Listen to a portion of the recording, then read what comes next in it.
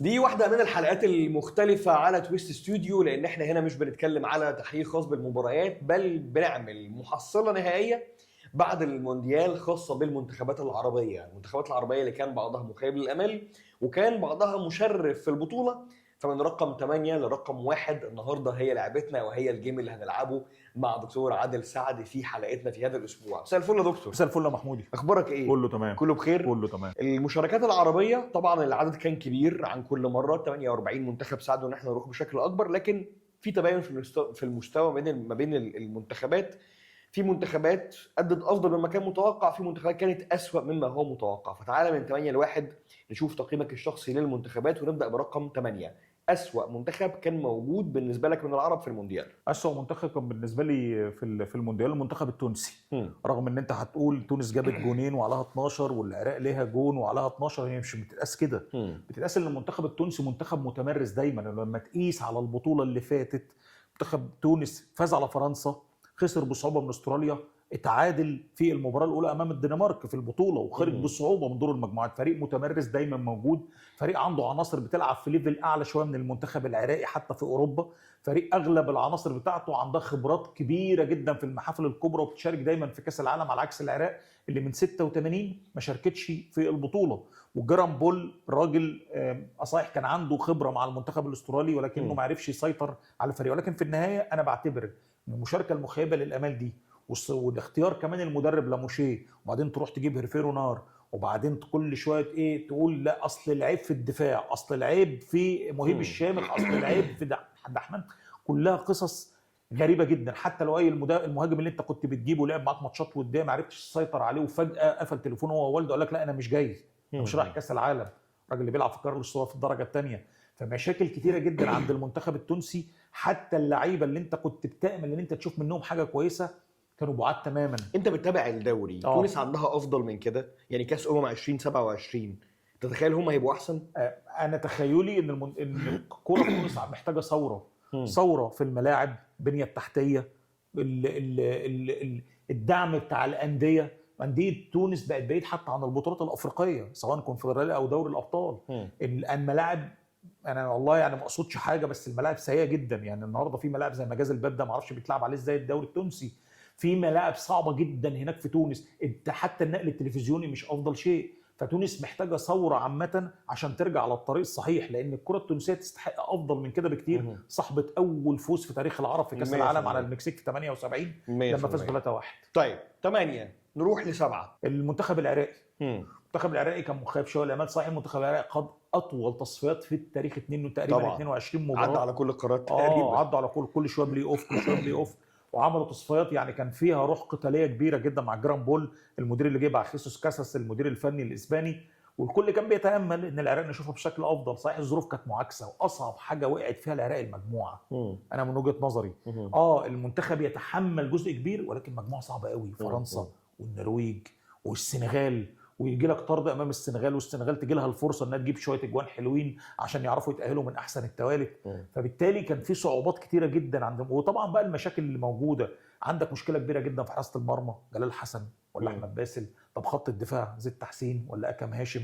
طب نلعب مين مهاجم؟ طب ايمن حسين الراجل اللي جاب لك جون واتصاب وما لعبش. فمشاكل بالجمله خلت ان شكل المنتخب العراقي في النهايه مع اخر مباراه والخساره بنتيجه ثقيله من السنغال كانت نتيجه مخيبه للامال بالنسبه للجمهور العراقي. وانا يمكن حتى كنت متواصل مع اصحاب ليا من العراق، ومنهم صديق ليا كان بيحضر في الملعب كان محبط جدا. دكتور علي طبعا تحياتي ليه، عراقي مقيم في امريكا، محبط بشكل غير عادي. كان بيقول لي انا كنت متخيل ان المشاركه هتبقى افضل من كده. وطبعا انت بتمني النفس، ولكن في النهايه العوده. انا ما تخيلتش بصراحه. نعم، يعني تخيل ان العراق كتر خير الدنيا. انا عشان كده الوصول للمونديال كتر خير الدنيا. ما هي عشان كده عايز تبقى تعمل الصح. انت بقى تحاول تحافظ على وصولك للمونديال ده، ان انت تبقى متواجد بشكل افضل في المرات القادمه. بس انا الوم العراق بس على حاجه واحده مالهاش علاقه بالمنتخب ده، ليها علاقه بالمسيرين. يعني غير التغيير. العراق فيها فلوس، يعني العراق عندها امكانيات، العراق عندها شراكات مع لاريجا في حاجات كتيره جدا. يعني النموذج الاسباني الموجود اللي العالم بيتكلم عنه النهارده، انا كنت اشوف ان العراق قادره على استنساخ جزء من النموذج الاسباني عندها جوه في قواعد الناشئين مثلا. طيب. لانه في النهايه انت ما عندكش رهان غير كده. يعني هل العراق تعول على مزدوج الجنسيه بشكل كامل كما هو الحال بالنسبه للمغرب مثلا؟ عندها اسماء كتيره في كل حته، ما اعتقدش. المنتج الموجود في الدوري هل يساعدك على وجود لعيبه كبيره؟ لا اعتقد ان حد في الشارع المصري يعرف في العراق اكتر من ايمن حسين مثلا. فالحل هو ان انت قواعد الناشئين تدي لك حته زياده. هم في الحاجات دي شاطرين، طيب بيعرفوا يعملوا اتفاقات ويروحوا يجيبوا شركات فكنت اتخيل ده مهم. هقول لك على حاجه، يعني اعتقد يعني وجهه نظر ممكن تكون صح وممكن تكون خاطئه. العراق دايما كانت بتطلع مواهب، براده حمودي، حسين سعيد الله يرحمه، الله يرحمه، احمد راضي، باسل كوركيس، عدنان درجال، اسامي كبيره جدا. وجيل 2007 اللي احنا شفناه، وقبل 2007 انس محمود وغيره وغيره. انا بقى شايف ان المشكله الحقيقيه، حتى لما بتكلم مع اصدقاء ليا من العراق، المشكله الحقيقيه هي عقليه اللاعب العراقي. الكلام ده موهبه بيور ايام الهوايه، كانت بتشوف مواهب كبيره جدا في العراق. دلوقتي الكره اتغيرت، عندك مواهب كبيره ولكن العقليه نفسها مش افضل شيء. النهارده لما تتفرج على علاء جاسم كلنا استبشرنا خير الكالتشيو بقى ورايح بقى السيريا او كومو، لا انا مش متاقلم، مش عارف اعيش. فهي تكمن المشكله. وهنا المشكله الاكبر لما بتلاقي لعيب حتى لما بيجيله فرصه يروح اوروبا ما بتلاقوش يتطور. ايوه، لان لو التاسيس عندك مظبوط هتلاقي التاقلم اسرع فهتكمل. دي بقى فكره ممكن يلعبوا عليها الفتره الجايه، لان انت عندك مواهب كتيره جدا، ولكن في النهايه العقليات وعدم التطور مش التطور مش موجود، تخلي الامور صعبه. ماشي، نخش على 6. انا شايف ان المنتخب القطري رغم ان هو حقق اول نقطه في تاريخه بعد بطوله كانت كارثيه على ارضه بثلاث خسارات، وكل استبشر خير بالمنتخب القطري ان هو يقدر يعدي بعد ما تعادل اول مباراه مع المنتخب السويسري. ولكن بقى الهزايم المتلاحقه البوسنه والهرسك، وبعدين تخبط بقى بنتيجه كبيره امام كندا، وكان في حاله طرد وحالتين طرد. بس في المجمل انت ما بتتفرجش على شكل المنتخب اللي هو كان بطل اسيا مرتين، لان تشعر ان الجيل اللي اتصنع من اسباير بدا ينتهي.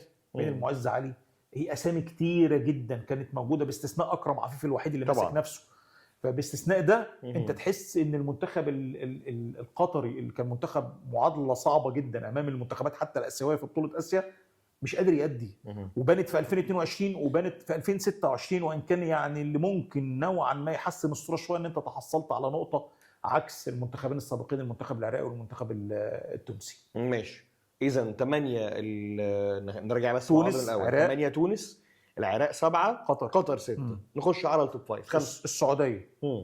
السعوديه بالامكانيات الرهيبه اللي موجوده عندها، وعندها لعيبه بتلعب في انديه يعني تاخد ارقام كبيره، وعندها موهبه كبيره، قدرات عظيمه جدا، ومدربين على اعلى مستوى في العالم ماسكين اللعيبه ديت.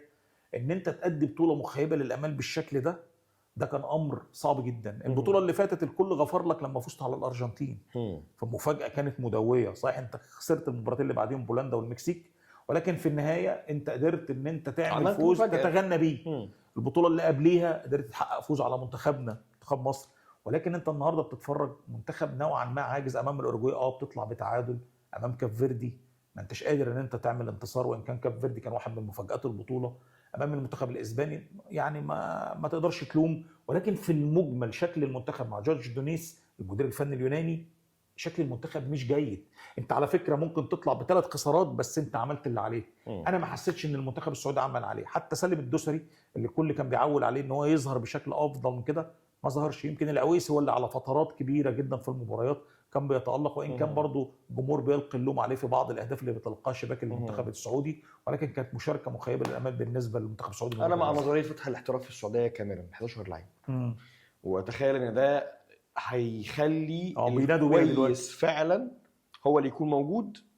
والحته الثانيه الاهم، اجبرته على انه يطلع بره، لان مش هيلاقي مكان هيدور بره، فبقى لازم تطلع بره. اتخيل ده ممكن يحل الامور لك او يحسن شويه من اللي موجود، لكن نستنى ونشوف. 4 لا 5 بقى كده. 4 احنا قلنا 4. خش على قلنا 5 السعوديه. 4 الاردن. رغم ان المنتخب الاردني خسر المباراه، ولكن المنتخب الاردني عمل الحاجه اللي افتقدها اغلب المنتخبات اللي احنا ذكرنا، القتاليه في الملعب. تشكيلته محدوده مع جمال السلامي، ما عندكش دكه بديله تقيله. يزن النعماد وغيابه الطويل بقاله فتره واحد كان من اهم القطع اللي موجوده عندك. ولكن انت بتتفرج على المنتخب الاردني كان مقاتل لابعد الحدود في كل المباريات. يعني انا حللت ال3 مباريات بتاعت المنتخب الاردني في الراديو. انا عجبني ان هم بيقاتلوا قصاد الارجنتين، بيقاتلوا قصاد الجزائر، قتلوا كانوا متقدمين في النتيجه، قصاد النمسا نفس الوضعيه فيها وعليها، ولكن خان اللاعب الاردني محدوديه الدكه، خان اللاعب الاردني محدوديه المخزون البدني بتاعه، خان اللاعب الاردني ان هو دايما ما بيعملش حساب بعد المخزون البدني ده انت بعد الدقيقه 65 هتعمل ايه. يعني انا حتى في مباراه النمسا انا فاكر كويس جدا وانا في الراديو قلت المعلق معايا، قلت له انا حاسس ان المنتخب الاردني هيعاني، لان انا شايفه بقاله 5-6 دقائق مش قادرين. بس هو منتخب شجاع، رغم ان انت بتشارك لاول مره في تاريخك ومحدوديه التشكيل اللي موجوده عندك وما عندكش عناصر كتير محترفه في اوروبا، ولكن انت كنت شجاع، حاولت وقاتلت حتى اخر نفس وعملت اللي اسمك، عملت اللي عليك، عكس المنتخبات الثانيه كانت مخيبه للامال وما عملتش حتى ولا ربع اللي عليها يعني. غريب رحيل السلامي، اعتقد بدو الزكي مسك بدو الزكي اللي مسك غريبه شويه. يعني غريبه ان السلامي كان يمشي كمان، يعني بعض الجماهير هجمته، ولكن انت دي مشكله الجمهور العربي، الجمهور العربي بيبحث دايما عن النتائج، ويمكن لسه هنتكلم عن المغرب. البحث عن النتائج هو اللي بيخلي الجمهور العربي دايما يحط المدرب تحت اسهم النظر. ما انت لازم تبص على الامكانيات اللي موجوده عندك، شوف الراجل ده بنى ايه معاك وعمل ايه، انت كنت فين وبقيت فين لا احنا بنبص دايما تحت رجلنا، وبنبص ان انت عايز ان تبقى بتعمل احسن حاجه في كل حاجه في نفس الوقت. لا مفيش حاجه بتيجي في نفس الوقت. اسبانيا نفسها بجلاله قدرها بطل العالم 2010 مر بسنوات عجاف في كاس العالم وبطوله اليورو لحد ما ظهر جيل خدهم ديلافونتي من 16 و17 و18 و19 لحد ما وصل بهم منتخب اول، خدوا اليورو وخد كاس عالم اهو. صحيح. فللاسف يعني ماشي. 3 الجزائر خلاص بقت اسهل. 3 الجزائر سبقت بخطوه الاردن، كان ممكن توصل اعلى ولا لا؟ يعني كانت ممكن توصل افضل من كده، ولكن اداره فلاديمير بيتكوفيتش اللي داخل في مشاكل بالجمله مع الفاف دلوقتي اللي هو الاتحاد الجزائري، استبعاد المساعدين بتوعه ورسائل بتوصل له ان انت لازم تمشي، وكان خطا كبير. انا من وجهه نظري ان انت تجدد لفلاديمير بيتكوفيتش قبل البطوله، ولكن كان في الامكان افضل من مكان. كان عندك بعض الاصابات اثناء البطوله ومشاكل. يعني انت لو عقده ما كانش اتجدد انت النهارده كنت تقول انه يمشي؟ خلاص الراجل بقى له 2 تقريبا، خلاص كفايه عليه كده، كفايه عليه كده. وانت بقى ابحث عن مدرب مع خطه طويله الامد، جيب المدرب اللي حاجه شبه تبقى شبه لويس دلافوينتي، الراجل اللي خد بقطر كاس اسيا كان مدرب صغير اسباني. جيب المدرسه دي، هتبتدي تتعاون تعاون مثمر مع مدارس الفاف في الجزائر والموهبه الجزائريه حدث ولا حرج، مع اكاديميه برادو، مع المواهب الجزائريه مزدوج الجنسيه اللي موجودين في بره الجزائر، وتعمل توليفه محترمه، وتعمل خطه طويله الامد. انما انت النهارده مفيش رؤيه واضحه مع فلاديمير بيتكوفيتش. حتى النهارده وانا بتفرج عليك انت يعني اختزلت كل شيء في مباراه سويسرا. انا مش فاهم الجزائر بتلعب ايه. يعني لا مهاجم صريح، ولا الادوار واضحه، ولا انت عارف تدافع، ولا انت عارف تهاجم. عشان كده كان غضب الجمهور الجزائري كبير، لان منتخب الجزائر كان ممكن يكون فيه افضل من كده على الاقل. حتى لو خسرت برضه مباراه سويسرا ما تخسرهاش بالشكل اللي كان حاضر في ارض الملعب ده. فعشان كده انا بقول لك فلاديمير بيتكوفيتش انا من وجهه نظري ان خلاص انا شايف ان دوره انتهى، رغم ان انا كنت لسه من شويه بكلمك على ان المدرب ياخد مساحه، بس مع حاله فلاديمير بيتكوفيتش انا ما شفتش تطور كبير للمنتخب الجزائري في الفتره الاخيره. مين 2 ومين 1؟ 2-1. نبقى انا من وجهه نظري، طبعا انت لو هتاخدها بالمنطق هتقول ان المنتخب اللي وصل دور الثمانيه المنتخب المغربي، ولكن ده بقى شيء متعارف على المنتخب المغربي ان انت البطوله اللي فاتت في قبل النهائي، فما بقاش انجاز. حتى الجمهور المغربي غاضب. بس انت بتقيم المنتخبات العربيه مش بتقيس بحجم الانجاز. انا ما بقيس بحجم الانجاز، انا بقيم ان انت النهارده كان ادائك يفوق توقعاتك ولا لا. عشان كده منتخب الجزائر انا قلت لك انا كنت شايف ان هو في افضل من كده. هو انت الاردن اللي خسر 3 مباريات ولا السعوديه اللي عندها نقطتين بس؟ انا اخترت الاردن احسن. انه عملوا اداء وقتلهم في الملعب. انا شايف ان قتاليه المنتخبنا المصري تديله افضليه انه يكون في المركز الاول.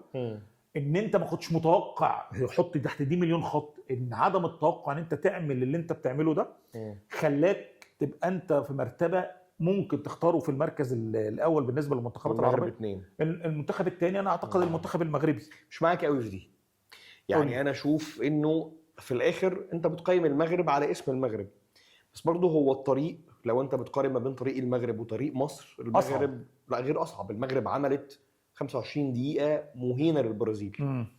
المغرب فازت على كندا وهم اصحاب الارض، حتى لو المباراه كانت في امريكا، مش فاكر كانت امريكا او في كندا، بس اصحاب الارض في النهايه. منتخب اسكتلندا منتخب جيد الى حد ما. لو انت مثلا وزنت بينه وبين ايران، انت عانيت جدا قدام ايران. ثم في الدور المتقدم ملحمه هولندا انك تعمل ريمونتادا على هولندا بعد الماتش هقول لك انا وجهه نظري وتخرجهم بره البطوله. مع فرنسا انت ما قدمتش اللي يليق باسمك. دي خناقه خناقه مغربيه جوه. لكن لو انت بتقيس مشوار منتخب مصر انت عملت انجاز بالنسبه لك انت احسن. لكن هتحط القوتين قدام بعض، يعني هتقيس مثلا نيوزيلندا وايران وبلجيكا واستراليا على الاربعه التانيين، البرازيل، اسكتلندا، هايتي، هولندا، لا الموضوع مختلف. هقول لك انا بقى انت لو استهب اللي انت بتقول عليه ده انا برضو هيبقى ليا وجهه نظر. ايران طول عمرها ما وصلتش من دور المجموعات، اسكتلندا نفس الوضع، 9 مشاركات في كاس العالم عمرها ما عدت دور المجموعات، فالكفه تقريبا متساويه. ما انا بقول لك انت حتى لو سويت ما بينهم انت عانيت قدام ايران هنا جدا. هايتي هتواجهها نيوزيلندا، وهايتي يمكن كمان ممكن تكون مفهوم تمام. البرازيل بلجيكا والبرازيل حتى في البطوله دي والله شبه بعض، مفيش فروقات كبيره. هي ممكن تبقى المباراه المفصليه من وجهه نظري. ايوه، ما انت عملت ايه برضو؟ انا جاي لك يعني انت مع البرازيل انا عملت ايه؟ الفكره بالنسبه لي ان منتخب المغرب متوقع ان الحد الادنى بتاعه هيبقى موجود في دور الثمانيه، الحد الادنى. انا كنت بقول يا رب نعدي دور المجموعات، لان انا دايما بخاف من المطبات بتاعت ان احنا بنبقى متفائلين زياده عن اللزوم. ايوه انا بقول لك انت تلومه على ادائه في ماتش فرنسا، اوكي، مش بس في النهايه هو لما ينزل له البرازيل وهولندا دول قوتين في الكوره عظميين. بس ده متوقع من المنتخب المغربي؟ انا اشوفه مش متوقع. لا، انا اللي انا شايفه المنتخب المغربي والاسماء وتحسين الجوده اللي حصل، ويمكن دي بقى من اكتر الحاجات اللي انا زعلان شويه ان الجمهور المغربي بيهاجم محمد وهبي. بالعكس، الراجل نجح في حاجه مهمه جدا، عمل احلال وتجديد في بعض المراكز بدل ما تستنى لبعض البطوله. انا متوقع ان المنتخب المغربي هيعمل حاجه زي، بل كنت متوقع المنتخب المغربي كمان ممكن يوصل للمباراه قبل النهائي، ولكن ما كنتش متوقع ان احنا نأدي بالاداء ده. مش هقول لك ان احنا وصلنا لدور ال16 بالاداء ده، انا ما كنتش عندي ثقه بصراحه، بامانه شديده. عشان كده بقول لك انا بشوف ان المنتخب المصري تفوق شويه في الجزئيه دي. ايوه، ما هو انت بالنسبه لك عملت انجاز كبير، بس انا قصدي انت يعني انت لسه قايل امثله مثلا ليها علاقه. منتخب تونس اسم كبير جدا في الكوره، لكن في النهايه ده سيء جدا على مدار البطوله، فانت لازم تخليه في المركز الاخير. فانت احنا ادائنا طول عمرنا سيء سيء سيء في كاس العالم. مفهوم. احنا منتخب كبير بس طلع حسبة كاس العالم قبل 2026 7 افريقيا، ودايما انديتنا بتاخد بطولات. بس انا بتكلم في الحته دي.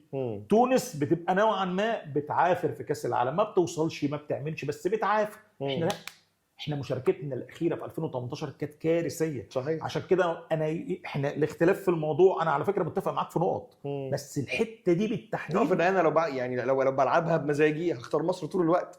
بس قصدي ان المغرب، وعلى فكره حاولت انك تساوي البرازيل وهولندا تحديدا بال 80 دقيقه بتوع ماتش الارجنتين. حتى لو انت في 80 دقيقه لعبت كوره كويسه جدا، بس هم عدوا باختبارين يا جماعه صعبين جدا. يعني لا يمكن اساوي ما بين استراليا وهولندا. المغرب انت عملت انجاز بالنسبه لك انت 100%. المغرب وصلتنا لفكره ان انت زعلان انها بتخسر من فرنسا.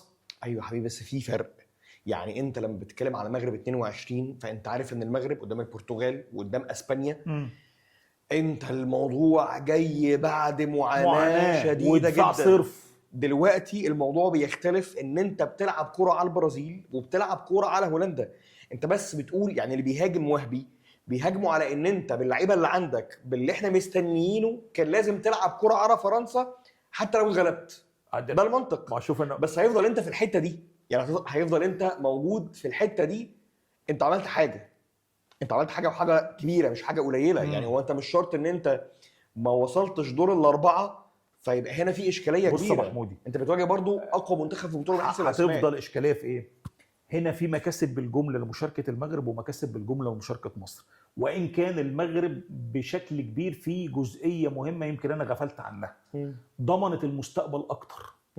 لعيبه اغلبها صغيره في السن، وعملت الاحلال والتجديد. يمكن انا قلت لك الحته، بس انت بتضمن المستقبل. احنا هيبقى عندنا مشكله كبيره بعد البطوله ديت، معدلات السن الكبيره اللي عندنا دي ازاي هتعوضها، وازاي يبقى عندك ضمان في استمراريه اللعيبه دي لبطوله ثانيه بنفس الجوده دي.